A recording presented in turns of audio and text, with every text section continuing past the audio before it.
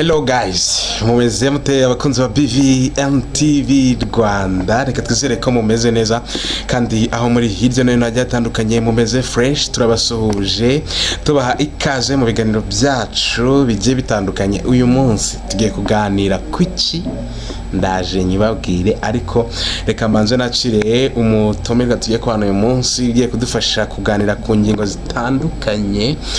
Uyu munsi bamwita Fanny Boo. Fanny, umeze neza? Umeze neza cyane. Ibintu ni amahoro? Ni amahoro nk'ibisanzwe rwose. Ewa, urasa neza, urasa n'amafaranga. Murakoze Imana ibagumugisha. Ufite boyfriend, ufite ibiceri? Na mbere narakubwiye ko nta nakubwiye cy'ubwo nshakira pasi. Ngeze nzi ko nziranye n'abantu batayafite ba muntu. Oya, nakubwiye nje ntabwo ngendera ku mafaranga ariko. Ugendera ku ki? Reka nyine ko numva umutima wanjye wahisemo. Ariko zese uba ufite nyine utuntu nyine uvuga ati ngewe machaka umuntu nyine umeze gutya na gutya. Nyine ushobora kugira utuditeri ngenderaho ariko ku mafaranga no. Ku mafaranga wacu? Ntabwo arimo. Wowe urayifitesha. Bakwishinge se. Mbo ni Fanny Boo niwe tugiye kuganira uyu munsi. Tugiye kurebera hamwe utuntu tubiri cyangwa se ingingo ebyiri. Ingingo ya mbere turi buganireho, turareba impamvu ituma abakobwa bafite amafaranga ikintu kijyanye no gushaka batagikozwa kubera iki. Ikindi kintu cya kabiri turuze kuganiraho, turarebera hamwe ese uramutse ushatse umugabo udakoze umurenge cyangwa se civil wedding, no kugenda nyine ugasezerana mu rusengero gusa nta murenge wakoze, ubundi hari icyo bitwaye kudasezerana mu murenge? Nibyo bintu biri tugiye kuganiraho. Fanny agiye kudufasha nyine kugira ngo dusesengurira dubusesenguzi bwe nyine twumve nyine impamvu zishobora kuba zitera kuba umuntu ufite amafaranga by'umwihariko umukobwa ibintu bijyanye n'umugabo aba atabikozwa. Fanny, twagiye kubera iki umukobwa ufite amafaranga atinda gushaka cyangwa se aninda kura, abantu bagenzi bakamubonamo ko yakuze ahubwo bakajya bamwibutsa kuki udashaka? Ubona nyine biterwa n'iki? Ako ubundi hari ikintu ubwo njya nibaza, ni gute hari umuntu ugomba kukurebera ko wakuze mu gihe nyine wari utari wakura? Se ibintu uzanemiye nka nyari utarakura. Hari igihe ubu nyine bahita bagiye ushobora kuyizana ariko ukumva ntiwari wakura akiri umwana. Gusa nyine tubikomojeho barahari koko usanga bari mu kigero nyine cyo kuba bakabaye bashaka bitewe nabo babyirukiye rimwe, ariko ugasanga ntibari bashaka kandi ntacyo bigaragara ko ntacyo babuze, bafite amafaranga ndetse ubwo bafite amafaranga menshi ugasanga nibo babikora. Ntekereza ko rero nk'uko muri sosiyete nyine tutamenyereye kubona umuntu w'umukobwa ufite amafaranga menshi cyane nyine ugereranije n'ikigero cy'abagabo cyangwa abahungu, abakobwa cyangwa abagore ntabwo bari bagera ku rwego ruri hejuru cyane nyine.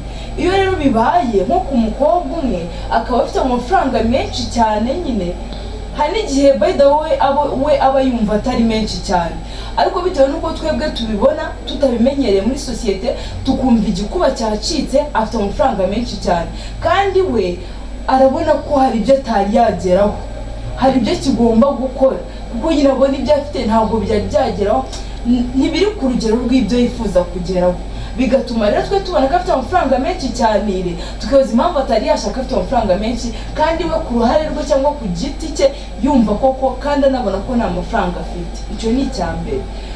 Ikindi mbona kibitera, ntekereza ko uko biri kose uriya mukobwa ufite amafaranga ye nubwo twe tuba tubona ko ari menshi cyangwa kandi we wenda atekereza ko atari menshi, ariko we uko abatekereza, ntekereza ko iyo agiye gushaka umusore by the way bazabana aba akeneye karite ebyiri. Umukobwa ugiye gushaka umugabo amukurikiyeho amafaranga, uri kumva nimba agiye nkurikiyeho umuntu amafaranga, uko yaba asa kose uko yaba ameze kose ariko afite amafaranga nshobora kumukurikira, ariko uriya witonde amafaranga aba yifite ntabwo ari yabagiye gukurikiraho umuntu. Nimba yifite amafaranga rero bayida bakeneye umutipe nawe ufite amafaranga, ikirenze kuko bafite amafaranga akaba nyine na physical appearance yiwe imeze neza, bitewe n'uko nyine nawe afite amafaranga atari yaje kumukangisha. Aba akeneye physical appearance imeze neza, akaba akeneye nyine n'umuntu uri ku kigero gishimishije bitewe n'uko nawe ahagaze. Kandi ibyo bintu akenshi ntabwo bikunze kuboneka mu muntu, ntibivuze ko bitabaho, ariko ntabwo bikunze kuboneka mu muntu ngo aba afite physical appearance igaragara neza, afite amafaranga ya danje. Akaba icyo rero ntekereza ko nacyo kiri mu bituma abo bakobwa badahita bashaka byihuse, bitewe n'uko hari uwo bakiri gutekereza mu bwonko bwe atari yabona guhura n'intekerezo ze. Ariko se turetse n'ibyo gushaka nyine biterwa n'iki kugira ngo ntitwumve n'inkuru basi zimuvugaho mu rukundo? Abavuga ko bashaka kuba biyemera abakobwa bafite amafaranga, ati buriya nyine abatipe benshi barabatinya, umuntu ufite amafaranga nyine abatinyitse, tunabyemeranyeho. Buriya ahubwo ntiyaba ariyo mpamvu ituma nyine adashaka umugabo akavuga ati ngiye mfite amafaranga, aho kugira ngo njye gutereta n'abakanteresa ahubwo wenda barantinya. Ubivugaho iki kuba umukobwa ashaka gutinyika kubera amafaranga? Ntabwo ndi bubijye kure, nkuko nabanjije kubivuga mbere, reka mbisegure neza. Nkuko nabanjije kubivuga mbere, muri sosiyete yacu nyine by'umwihariko nyarwanda, ntabwo bikunze kuboneka ko umukobwa ashobora kuba afite amafaranga menshi cyane aruta y'abahungu nyine. Mu gihugu cyacu nyine umukobwa wagize amafaranga menshi cyane nyine abatangaje mu gihugu, twese turamutangarira. Ariko nta musore cyangwa umuhungu ugira nani cyangwa umugabo ugira amafaranga menshi mu gihugu ngo dusere twumve ko nyine ari ibintu byateje impagarara. Ariko iyo umukobwa yagize bibyara impagarara, akabona bose uriya mukobwa abaye hata yakura he, nyine bigatuma abantu bamwibaza hari benshi. Icyo rero ntekereza ko uri kumva kuri baba tipe bashobora gutinya kumutereta bafite ishingiro by the way, kuko ni ibintu bitamenyerewe. Nimba muri sosiyete tutabimenyereye, se uwo mutipe uzatekereza kujya kumutereta we nyine azabimenyera gute? Nawe nyine biramugora kubyiyumvisha no kubimenyera, ugasanga nimba afite na gahunda yo kuba yamutereta agaca ku ruhande akaba yabyihorera bitewe n'uko abona atinyitse. Kandi umukobwa kuri we ku giti cye yumva ari ibintu biri simple, kuko nakubwiye ko we iyo afite amafaranga angana kuriya hari ibyo aba yumva atari yageraho, kuko n'abari abakire bahaba baherwe tuzi niyo bafite ibingana iki ahora yumva ko hari indi level yakabaye ariho. Uriya mukobwa rero nabo bumva biri simple, kuko hari level bashaka kugeraho yindi yumva atari yageraho. Umutesi Jolly yabaye Miss Rwanda, niwe abantu benshi bakunda kwibasira mu ma interview menshi agenda akora, baramubaza kudashaka, ariko nawe yababwije uko arababwira uti mba mbona nyine ikintu cyo gushaka atari cyo cyambere. Atahubwo wenda niboneye akana tukubyaraho mba numva nyine nagira abana nkababyara, ariko sinzi impamvu nyine numva gushaka atari byo biza imbere cyane. Aho ni wasanga avuga uti ndazana umugabo niyujuje etage yanjye ubundi ndamuzana, ejo n'ejo bundi dushwane usange ngo bibaye ngombwa ko tuyipasura, agahita bati imitungo nyine n'uwanjye ngomba kurya njyenyine, nagira amahirwe nyine nkibonera akana kakazabisigarana. Simbizi, ariko ugendeye ku bintu bisigaye byarateye, nta muntu utagira impungenge. Kandi bari abantu b'abanyamafaranga, nkubwiza ukuri, abantu bagira amafaranga akenshi nibo bagira impungenge, kandi ibintu byumvikana. Nyine umuntu ufite amafaranga agomba kugira impungenge. Nawe rero nk'umuntu ufite amafaranga ntabwo yabura izo mpungenge, kuko bede hari abantu hanze aha ngaha baba afite intego, avuga ati uriya mukobwa ngiye ntafite amafaranga ngiye kumutereta mpaka mugezeho, ningira amahirwe yo kumugeraho. Akaba afite ukundi kuntu arimo arabipanga bitewe n'imitungo y'uwo mukobwa. Bitabujije ko hari n'abakobwa nabo bameze gutyo, nabo batekereza ati uriya mutipe akaba ari umuhungu mpaka mugezeho atamukunze. Niyo mpamvu nyamubwiye ko akenshi abenshi bagendera ku mafaranga atanarebye n'ubwiza, atarebye physical appearance, kuko ari amafaranga gusa ashaka. Iyo agezeho nka gutyo rero ndakubwiza ukuri ko ashaka buri kimwe, yari uwagiye ufite gahunda, ashaka batandukanye mu gapasura. Nawe rero ntabwo namuveba, kuko ashobora kugira izo mpungenge, akavuga ati se haba harimo abantu barimo barambara, akarima mbara antera imibare, avuga ati nimpagera bizagenda gutya na gutya, njye nawe dupasure. Nawe ntabwo namuveba rwose aramutse agize izo mpungenge, kuko bibaho bado turabibona. Aha Okay. Ibisubizo umpaye bitumye n'ubundi dita tujya ku ngingo ya kabiri yindi ne nashatse ko tuganiraho uyu munsi ku bijyanye n'ubundi n'iyo mitungo. Mu minsi yashize Katia na Adonis urabizi ko bakoze ubukwe, ariko nyuma y'ubukwe hasigara inkuru zo kuvuga ngo kuki batakoze umurenge, kubera iki batasezeranye. Aho ngaho ntabwo bishobora kuba ari impamvu yo kuri ya mitungo tumaze kuvuga kuri bashiki bacu baba bafite amafaranga. uyu musore nawe wenda akaba yaravuze ati uyu mukobwa uko byagenda kose nashaka kuba ari kuntera imibare, cyane ko noneho hari nawe bamwisabiye urukundo akatashaka kuba ari kumbara. Reka iby'umurenge mubwire ko wapi, cyane ko bari abakinnyi ba basket baba bafite icyo bise ifaranga.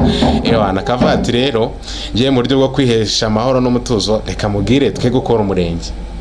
Ese kudakora umurenge ugasezerana n'umugabo nyine mu rusengero bisanzwe mukibanira, ubona wowe ku giti cyawe hari ikintu bitwaye, cyangwa ni ikibazo cy'uko iyo mitungo nyine ishobora kuba n'ubundi kuguma kuri ku muntu umwe, cyangwa se buri wese akagumaniye, kubera ko mu mategeko nta hantu byanditse ko mugomba kuvanga, yewe no kuvangura nta hantu byanditse, nyine ntimwasezeranye.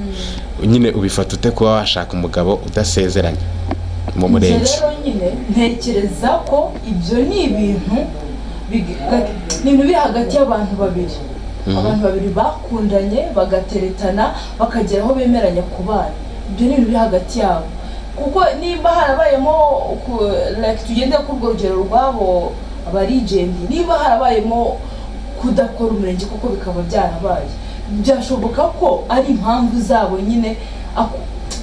Njyewe uko mbona gukora umurenge ntekereza ko ahubwo ari ugushaka kwishinganisha no kwishakira umutekano. Kuki se abantu nimba bumva ko umuntu ashobora kureka gusezerana kugira ngo ku buryo nyine bwo gushaka ko imitungo ayiherezaho, kuki badatekereza ko noneho kujya gushakana baciye mu murenge noneho nanone ari igihamya cy'uko bagomba kwishinganisha no gushaka umutekano kugira ngo ntanagenda bazashige bapasura kuko iyo mitungo kuki cyo batagitekerezaho. Njye rero ntekereza ko yego nyine Adonis afite amafaranga menshi cyane kuko nyine turabizi, ariko na Katia ntabwo ari umuntu woroshye. Bivuze ko abana bafite amafaranga nabwo amurenze, ntabwo njye nkeka ko aricyo bagendeyeho. Niba umutipe afite amafaranga, umukobwa nawe ntabwo ari umuntu uciriritse, ku buryo babaye bahujije bakajya no mu murenge bakabihuza byose yaba amuhenze cyane. Ariko ntekereza ko abantu bashobora kwizerana gusa bakagenda bakikorera uwo murenge hatabayeho kujya kwishinganisha, kuko njye ntekereza ko 100% babikora biba ari kwishinganisha. Aha noneho tuvuge ko abavuze ko ahubwo Adonis ashaka kuba afite undi mugore, akaba ati nituramuka tukuze umurenge ushaka kubyara induru, ubwo tuvuge ko atari byo nyine ubundi reka ari ukwizerana nyine kwabaye hagati yabo, akaba ati n'ubundi twebwe twizerane twibane nabirenze. Njye reka nkubwire rero ntabwo njya mfata ikintu yiboneye neza ngo nkemeze. Nimba hari ibihamya bigize bagaragaza, hari amafoto y'uwo mugore, hari impapuro zigaragaza ko yasezeranye byuza n'uwo mugore, nta na zimwe. Nyine ni ibyo abantu bavuga, noneho wenda reka tureke kugendera ku byo abantu bavuga, niyo byaba ari nabyo kandi nta bikaze. Nimba Katia atarasakuje, Katia ni umukobwa mwiza avuka muri famiye nziza, ayo mafaranga nawe ntabwo ayabuze. Nimba atarasakuje nyine ngo yange uwo mugabo we, katubyemere kuko afite undi mugore, ngasakuze yange uwo mugabo ufite undi mugore, nkatwe nyine nka rubanda uhera hehe? Ushingira kuki nyine na nyirubwite wenyine? Niyo nyirubwite bitamubangamiye, wayi twebwe tubangamirwa. Ku mbuga nkoranyambaga dukunda karabaye iyo tutabonye amafoto y'umurenge, ubwo nyine tuhita twumva ko ibintu byacitse byadogereye cyane, ko noneho hari n'ubwa mbere twari tubyumvishe mu Rwanda. Ubundi tuzi ko habanza umurenge nyuma bakabona kujya gusezerana mu matorero. Ese ubundi abapasitori ntabwo bajya basaba ibyangombwa abageni bagiye gusezerana ngo banze bababaze niba barasezeranye mu murenge? Kera barabyakaga kuko ndibuka mama na papa basezeranye mbirura narabibonaga kuko basezeranye njye ndi mukuru. Uko biri kose ku rusengero hari ibyo babatse byo ku mirenge, harimo no kujya kuvuga ibisekuru. Nyine erega isi ya kera iri kugenda itandukana cyane n'iy'ubu ngubu. Ntekereza ko rero ibihe byarahindutse pe. Mwenda muri izo nsengero bitewe na church uteraniramo cyangwa n'idini uteraniramo hari ababibaza, ariko abenshi ntabwo bagikunda kujya gusezerana muri izo church, no, kubera ko nyiri izo church bamaze kubona ko zibasaba ibintu byinshi cyane, iby'imirengera, ibiki. Ibyo rero bikaba ngombwa ko bashaka umupasiteri wemewe, bakamwishyura amafaranga runaka, akaza akabasezeranya, n'undi akazi ke kaba kamuzanye ni ukubasezeranya gusa. Nabyo kubabaza ngo se ngo mu murenge ngo ibice n'ibiki. Ibyo bintu byo kujya kure ntabyo. Akazi kaba kamuzanye ni ugusezeranya abo bantu, cyane ko ari cyiza. Yamenye ko amaturo baturamo hariya musengero ayo pasiteri aturisha arayatwara. Yamara kuyatwara se ikiganiro Scovia yigize gukora, navuga like ku mupasiteri nyine wagizaga kusanya amafaranga, ariko Scovia byarangiye nyine yo ayamubunujeho. Ariko amafaranga barayabona pe. Iyo rero zikagiye kuza agakora ayo mafaranga ye bamuhaye yo gukora bwite, akaza akanasezeranya bagatura, ibyo birabaye wayagomba gupanika. Ibyo wenda bishobora kuba bisigaye mu macaci, akaba ariho wenda babibaza.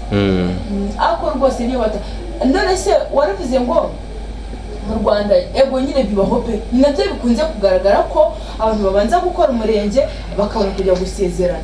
Ariko se wari ubizi ko hari abahari basezerana, barahari benshi basezerana bisanzwe, usibye ko wenda badakunze kumenyekana kurusha abo ngabo nyine ibyo hoze uvuga itangazamakuru abakunda byacitse, aho amafoto y'abasezeranye abagiye mu rukiko. Ariko burya hari abandi baba babikoreye pembe batigeze bajya mu murenge basezeranye bisanzwe. Ariko nanone abantu bo ku mbuga nkoranyambaga ntabwo twabatemeraho itaka. Ubundi ikintu nyine cyari kimenyerewe, ahubwo twemera ko ubukwe ari ubwo ku murenge. Mushaka gusezerana ku murenge ewana mugita mwibanira, ahubwo ubwo bukwe bukaba burarangiye. Ugasanga ahubwo ibyo mu rusengero abenshi nibyo badaha agaciro cyane, bitewe n'uko binatwara amafaranga menshi. Rero kiriya ngira ngo ahubwo cyatunguye abantu. Nase ugiye kuvuga gutyo nuko like ntabwo nduzi uko biri kose ubwo nakumvishije kuri bijyanye n'abayisilamu ntacyo biziho cyane. Hari abayisilamu zibajya mu murenge, nta n'amafoto nabona y'abayisilamu basezerana, nta n'uzabona. Abenshi ni bakora imirenge, nunamugeraho uzamubaze wumve. Nuko baba bemereye gushaka abagore benshi. None se wayi undi watabikora akinda gushaka abagore benshi nibaze byadashaka, ariko agasezerana mu idini n'umwana yakunze bakagenda. Ibi byose ni ukwizerana. Impamvu babikora gutyo nuko baba bizeranye. Nuko nyine abayisilamu bura bagira icyizere cyane, barizerana. Twe rero icyo tubura ni ukwizerana, ahubwo tujya gushaka ubwishingizi. Okay, muri make kuri wowe waba wakoze umurenge utabukora, icyizere ingenzi nuko ufite umukunzi mukibanira. Nawe twakundanye tukibanira mu mahoro, bitwaye ikiriko. Okay, ubwo no muri commentaire abantu bakurikiye BVN TV Rwanda bo bagende baduha ibitekerezo nyine batubwira uko babyumva, uko nguko nuko bafana nyine we ku giti cye abyumva. Nabo bafite uko babyumva. Uko mubyumva rero mutwandikire muri comment, tugende tureba ibitekerezo byanyu, ni ingenzi cyane. Reka tunagarukire ahangaha. Fanny Boom, shimire ko tuganirije ibintu byinshi byiza kandi biryoshye. Nizeye ko nange mwakurikiye iki kiganiro rwose mwaryohewe cyane. Icyo musabwa ni iki ngiki: kora subscribe kuri BVN TV Rwanda, kore like, ubundi sharing ibiganiro byacu, tere comment, ubundi tujye tubana neza umunsi ku munsi. Mwakoze kubana natwe, turabashimira cyane. Nitwa Jacques Morgan Tuyizere, mukomeze mudukunde kandi natwe turabakunda. Fanny, bye.